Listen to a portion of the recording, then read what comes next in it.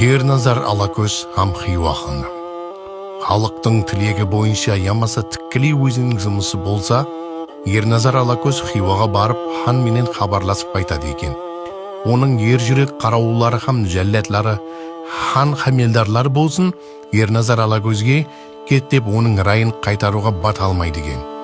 Аттекі оны көрген адамдардың айтуы бойынша, ханның өтсізде Ерназар Алакөзден қорқады екен.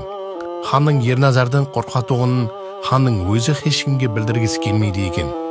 Бір күні ханның уәзірлері, ақыл-көйлері ойласып, ханға былай депті: «Тақсыр, сіз ұлы мәртебелі адамсыз. Ерназар келгенде орныңыздан тұруыңыз бұзылып қарсы аласыз. Ол қалай болғаны? Кекарында хан күтәсилі қонақ келгенде ямаса сырт елден патшалар, ямаса елшілер келгенде ғана орнынан тұру керек екен».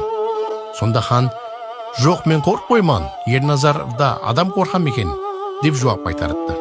Хан хамелдарлары ханның Ерназар Алакөзден қорқатуын дәлелеп, өзіне көрсетпекші болып, сұмдық ойлап тауыпты. Ерназар Хиуаға келіпті.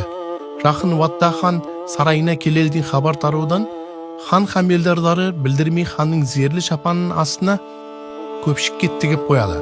Сол уақытта Ерназар хан сарайына кіріп келеді. Хан орнынан ұшып тұрады. Оны